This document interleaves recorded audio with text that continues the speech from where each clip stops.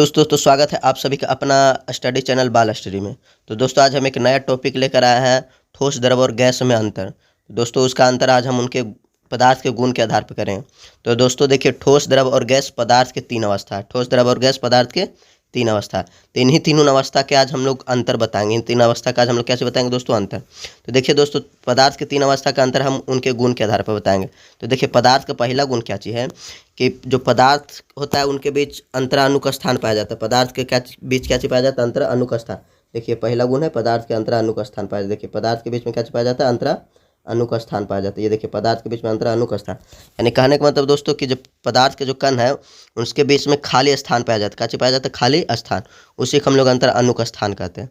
तो देखिए इस गुण के आधार पर हम लोग देखते हैं ठोस द्रव और गैस में क्या अंतर है।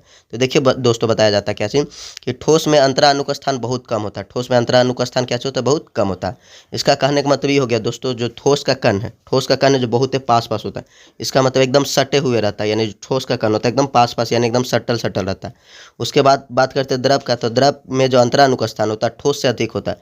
इसका कहने का मतलब हो गया कि जो द्रव के जो कण होगा पास पास नहीं होगा, थोड़ी दूर दूर पर होगा। उसके बाद देखिए दोस्तों, गैस में बात करते हैं। तो गैस में देखिए अंतरानुक स्थान सबसे ज़्यादा होता है। ये जो गैस है, गैस में देखिए सबसे ज़्यादा अंतरानुक स्थान सबसे ज़्यादा होता है। गैस में अंतरानुक स्थान सबसे ज़्यादा होता है।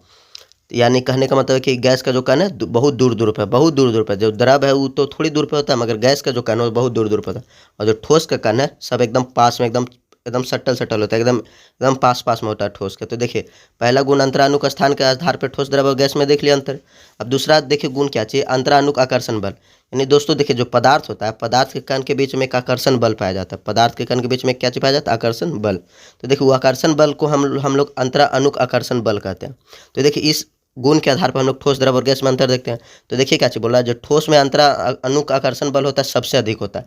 इसका कहने का मतलब ये हो गया दोस्तों कि जो पदार्थ के कण होता है एकदम चिपकल चिपकल होता है, एकदम पास पास होता है। क्या है कि उसके पास अंतरानुक स्थान कम होता है ठोस में। तो अंतरानुक स्थान कम होने के कारण क्या होता है कि इसका जो अंतर आकर्षण बल होता है बहुत ज़्यादा होता है। अंतराकर्षण बल इसका क्या होता है? बहुत ज़्यादा है। यानी कण एकदम पास पास होने के कारण क्या होता है कि इसके पास जो आकर्षण बल होता है बहुत ज़्यादा आ जाता है।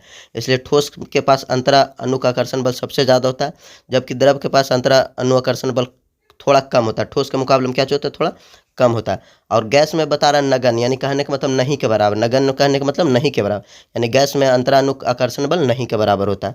यानी गैस का जो कण होता है थोड़ा एकदम दूर दूर में होता है, इसलिए उन लोग के बीच में आकर्षण बल नहीं लगता, उन लोगों के बीच में आकर्षण बल नहीं लगता। जबकि ठोस में देखते हैं तो ठोस का कण एकदम पास पास होता है, इसलिए ठोस के पास आकर्षण बल बहुत ज़्यादा होता है। और द्रव में थोड़ी कम होता है, ठोस से मुकाबले में द्रव में थोड़ा कम होता है, मगर गैस में एकदम में नहीं होता। यानी गैस में आकर्षण बल एकदम में नहीं होता। अगला अगला बात करते हैं घनत्व के अनुसार। किसके अनुसार? घनत्व। तो देखिए दोस्तों, घनत्व किसको कहते हैं? तो बोला जाता है क्या चाहिए कि इकाई क्षेत्रफल में उपस्थित द्रव्यमान की संख्या को घनत्व कहते हैं। देखिए घनत्व है, बोला इकाई क्षेत्र में उपस्थित, इकाई क्षेत्र में उपस्थित द्रव्यमान की संख्या को घनत्व कहते हैं। द्रव्यमान की संख्या यानी कहने का मतलब हो गया दोस्तों कि जितना कम क्षेत्रफल रहेगा और उसमें जितने ज़्यादा अगर द्रव्यमान भरा हुआ रहे, उसमें जितने ज़्यादा क्या चीज़ भरा हुआ रहे? द्रव्यमान। जितना कम क्षेत्रफल है उसमें जितने ज़्यादा अगर द्रव्यमान भरा हुआ रहे तो उसको हम लोग बोलते क्या चीज़? घनत्व बोलते। क्या चीज़ बोलते? घनत्व। यानी जितने ज़्यादा द्रव्यमान भरा रहेगा, जितने कम क्षेत्रफल रहेगा उसमें उतने ज़्यादा घनत्व होगा, उतने ज़्यादा क्या होगा? घनत्व। तो वही बोला दोस्तों कि जो ठोस होता है ठोस में अधिक घनत्व होता है, ठोस में अधिक घनत्व होता है। ठोस का घनत्व उच्च होता है। कहाँ उच्च होता है? कहा बताया था दोस्तों कि जो ठोस का जो अंतरानुक स्थान होता है बहुत कम होता है। यानी कहने का मतलब कि बहुत कम स्थान में बहुत ज़्यादा उसमें कण पाया जाता है, इसलिए ठोस का घनत्व अधिक होता है। ठोस का घनत्व क्या होता है? अधिक। वही द्रव का बात करते हैं। तो द्रव में देखिए क्या होता है कि द्रव का कण थोड़ा दूर दूर पर होता है, यानी उसमें जो क्षेत्रफल होता है उसका ज़्यादा हो जाता है और पदार्थ का जो द्रव्यमान होता है वो थोड़ा कम होता है, तो इसलिए उसका जो द्रव का घनत्व होता है थोड़ा कम होता है। और गैस का बात करते हैं तो गैस में और कम होता है। यानी गैस में देखिए गैस का जो क्षेत्रफल होता है ज़्यादा होता है और उसमें द्रव्यमान की संख्या बहुत कम होता है, इसलिए गैस का जो अंतरानुक आकर्षण घनत्व होगा बहुत कम होगा, बहुत कम। यानी सबसे कम होगा गैस का घनत्व और सबसे ज़्यादा ठोस का होगा। उसके बाद देखिए कणों की स्थिति की बात करते हैं। तो देखिए पदार्थ का एक गुण है दोस्तों कि पदार्थ के कण हमेशा गति करते रहता है, हमेशा क्या करते रहता है? गति। तो देखिए बताते हैं, यानी कणों की स्थिति उसी को बोलते हैं, यानी गति कर रहा ओकरे बोलते हैं। ठीक। तो देखिए ठोस में जो बताते हैं कि ठोस का जो कण होता है वो गति नहीं करता, ठोस के कण गति नहीं करता। काहे नहीं करता? काहे कि ठोस में बहुत कम स्थान होता है, ठोस के कणों के बीच बहुत कम स्थान होता है, इसलिए क्या होता है कि उन लोग हिल डोल मतलब एक स्थान से दूसरे स्थान नहीं जा पाता। क्या उन लोग के पास बहुत कम स्थान होता है और उसके पास आकर्षण बल बहुत ज़्यादा होता है, यानी एक दूसरे को बहुत जोर से पकड़ के रख लेता है, इसलिए उसका जो ठोस का जो कण होता है एक स्थान से दूसरे स्थान नहीं जा पाता है, इसलिए ठोस का जो कण होता है वो स्थिर रहता है। क्या रहता है? स्थिर। जबकि द्रव की बात करते हैं दोस्तों, तो द्रव के कण अस्थिर रहता है। देखिए द्रव के कण क्या चीज? अस्थिर। काय अस्थिर रहता है? क्योंकि द्रव का कण के जो कण होता है थोड़ा दूर दूर में होता है, इसलिए द्रव के कण एक स्थान से दूसरे स्थान जाने में स्वतंत्र रहता है। इसलिए देखिए यहाँ पे लिखा है संपूर्ण द्रव में कण का स्वतंत्र रूप से गमन होता है, यानी कहने का मतलब है कि द्रव का कण एक स्थान से दूसरे स्थान जा सकता है। अब गैस का बात करते हैं तो गैस का भी देखिए कण, जो गैस का भी कण होता है वो भी अस्थिर रहता है, यानी वो भी एक स्थान से दूसरे स्थान आराम से जा सकता है। काहे कि गैस का भी जो कण होता है एकदम दूर दूर पे होता है, तो एकदम दूर दूर पे रहने के कारण क्या होता है कि गैस का कण एक स्थान से दूसरे स्थान आराम से जा सकता है। और जबकि ठोस की बात करते हैं तो ठोस का कण तो एकदम सटल सटल रहता है, इसलिए ठोस का कण एक स्थान से दूसरे स्थान नहीं जाता, इसलिए ठोस का कण स्थिर रहता है और बाकी जो द्रव और गैस होता है उसका कण अस्थिर रहता है। काहे रहता है? काहे कि ठोस के कण एकदम पास पास होता है, यानी उसके पास जो अंतराणु का स्थान बहुत कम होता है, तो अंतराणु का स्थान बहुत कम रहने के कारण क्या होता है, उसका अंतराणु आकर्षण बल बहुत ज़्यादा बढ़ जाता है। तो ये दोनों बढ़ला से क्या होता है कि जो पदार्थ के कण होता है एक स्थान से दूसरे स्थान जा नहीं पाता, और इन लोग दोनों के कण जो द्रव और गैस इन लोग दोनों के कण एक स्थान से दूसरे स्थान आराम से चल जाता है। अब अगला बात करते हैं कणों की ऊर्जा। कणों की ऊर्जा, तो देखिए दोस्तों बोला कणों की ऊर्जा। ऊर्जा कहने का मतलब गतिज ऊर्जा। कणों जितना भी पदार्थ होता है उसके में गतिज ऊर्जा पाया जाता है। तो देखिए बोला जाता है कि कणों की ऊर्जा, यानी जो ठोस के जो कण होता है उसका जो ऊर्जा, उसका ऊर्जा निम्न होता है। उसका क्या होता है? निम्न। यानी जो ठोस के कण है एक स्थान से दूसरे स्थान नहीं जाता है, इसलिए उसके पास गतिज ऊर्जा बहुत कम होता है, इसलिए कणों की ऊर्जा यानी ठोस के जो कणों की ऊर्जा बहुत कम होगा। और द्रव का जो कण की ऊर्जा होगा, द्रव के कण की ऊर्जा उच्च होता है। तो काहे उच्च होता है? काहे कि देखिए द्रव के कण एक स्थान से दूसरे स्थान आराम से जा सकता है, काहे कि उसका अंतराणु का स्थान थोड़ा बेसी होता है, तो बेसी होने के कारण द्रव के कण एक स्थान से दूसरे स्थान जा सकता है, इसलिए उसमें गतिज ऊर्जा थोड़ा बेसी होता है, यानी कि द्रव का जो गतिज ऊर्जा उसका उच्च होता है। क्या होता है? उच्च। और वही गैस का बात करते हैं तो गैस के कण तो और एक स्थान से दूसरे स्थान जाता है, काहे कि गैस के कण और दूर दूर में होता है, इसलिए गैस के कण के बीच गतिज ऊर्जा बहुत ज़्यादा आ जाता है, इसलिए गैस का कणों की ऊर्जा क्या होगा? अति उच्च होगा। क्या होगा? अति उच्च।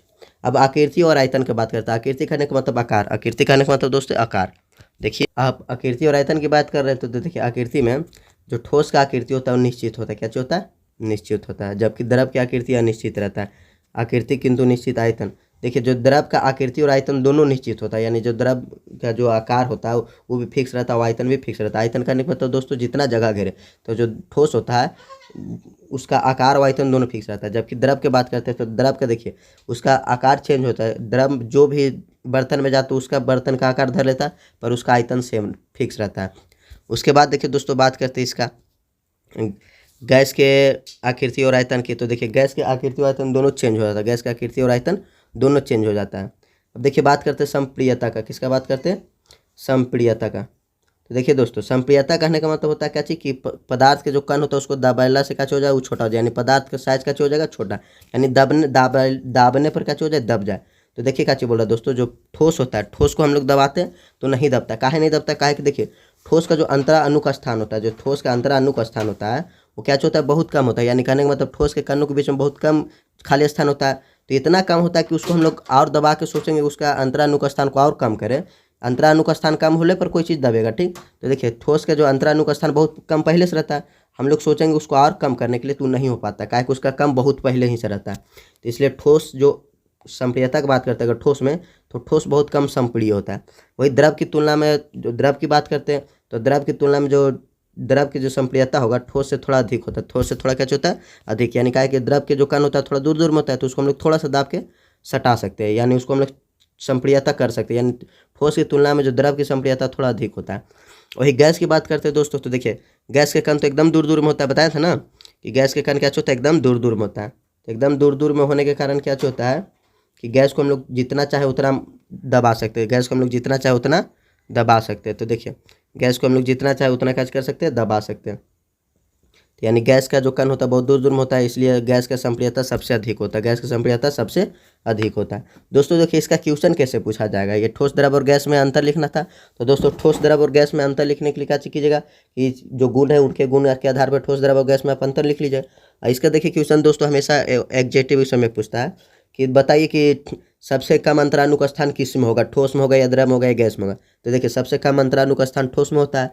उसके बाद देखिए आपसे पूछेगा कि सबसे अधिक अंतराणु आकर्षण बल किस में होता है? तो देखिए सबसे अधिक अंतराणु का आकर्षण बल ठोस में होता है।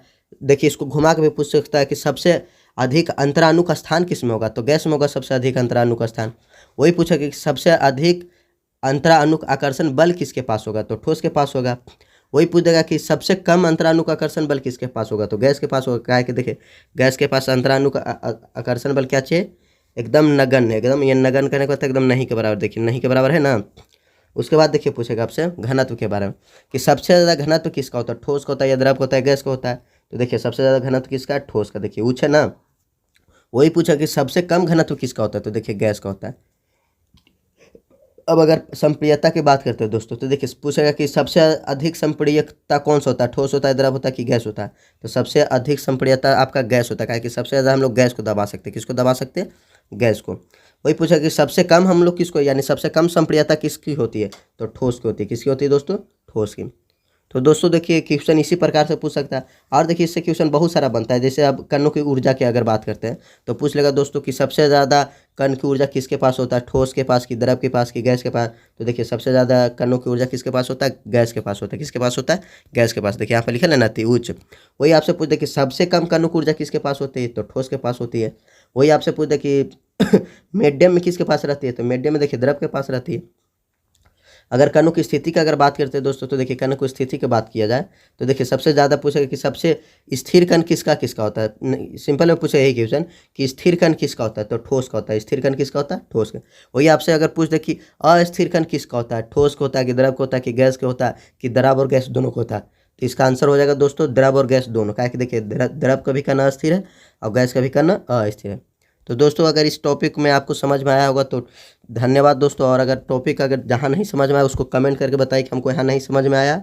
और दोस्तों अगर अच्छा और समझ में आ गया तो इसको सब्सक्राइब कर देगा चैनल को, और बेल आइकन को दबा के लाइक कर देगा दोस्तों, और शेयर कर देगा सर। और थैंक यू दोस्तों।